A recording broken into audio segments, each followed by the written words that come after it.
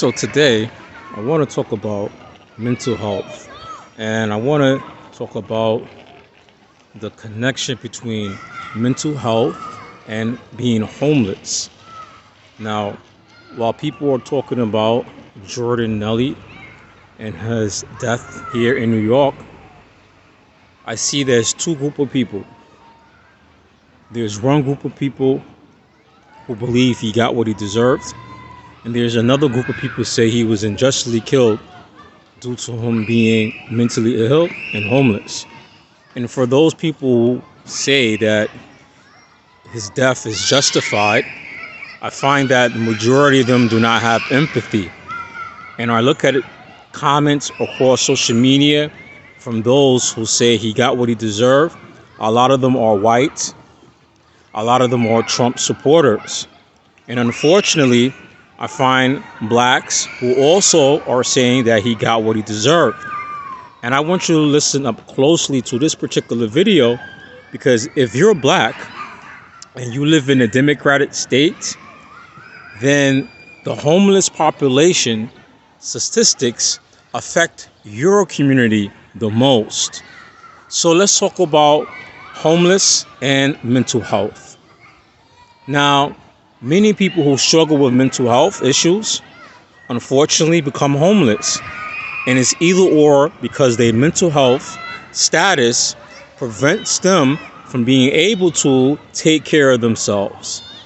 And not able to take care of oneself also means financially they're not able to pay for bills, pay rent, because of their mental health status. And due to that, a lot of them end up homeless. They end up in the street. The second type of people who become homeless, who are not mentally ill, but they become homeless, at times they start suffering mental health issues maybe 5 to 6 months after being homeless. A lot of things in psychology, when we look at social conditions of people, that some effects of a mental health issue is related to social and economical reasons. So people who become homeless, who are not mentally ill, become homeless, they also start struggling with their mental health. The next group of people who also suffer from mental health issues due to being homeless are those who are threatened with being evicted. Those who are threatened with being evicted also start suffering from mental health issues. Why? Because now they have that anxiety, they have that fear that they might lose their home and end up in the street, and that itself affect their mental health. So also people who are in shelters, people who are in the shelter system, also their mental health is affected because they don't have a home. They don't have a place to live. So their mental health becomes an issue, or they start struggling with their mental health due to not having a home and being homeless.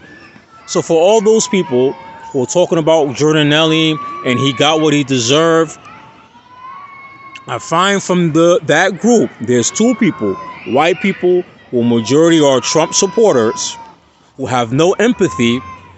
I have something else for you. Now, if I look at these same Trump supporters who said Jordan Nelly got what he deserved because he was a menace, and then when I have empathy for his mental health, if somebody right now was to kill a dog, choke a dog to death, all right, a poodle, a small dog, you would say that person needs to go to jail. You would say that person needs to go to jail. But when somebody choke out a mentally ill man because he is mentally ill, and you praise this, it shows you that you have no empathy and you are lower than an animal, where you feel that a human being, because his skin color and his mental health, deserve to be killed or choked to death, but you would be upset with somebody who choke or kill a dog. I would find that you're not human. You don't have empathy. And people like this, many of you, when you start suffering from mental health, because what goes around comes around. And for black people who are talking about Jordan Neely got what he deserved, most likely, if you live in a Democratic state or you live in a state, even if it's a red state, and you become homeless, best believe that you're going to go through some mental health crisis yourself.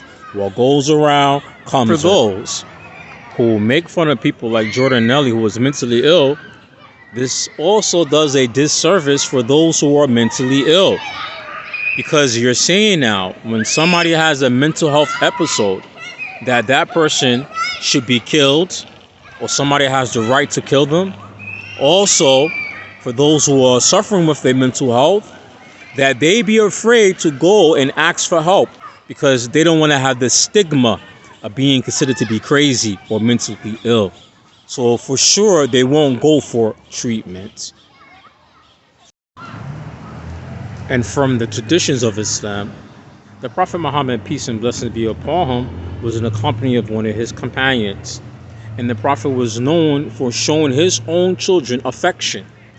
And this person said to the Prophet, I have a number of such and such children, and I don't kiss any of them. I don't show any of them affection. And the Prophet said to him that the one who doesn't show Allah's creation mercy, that Allah doesn't show him mercy.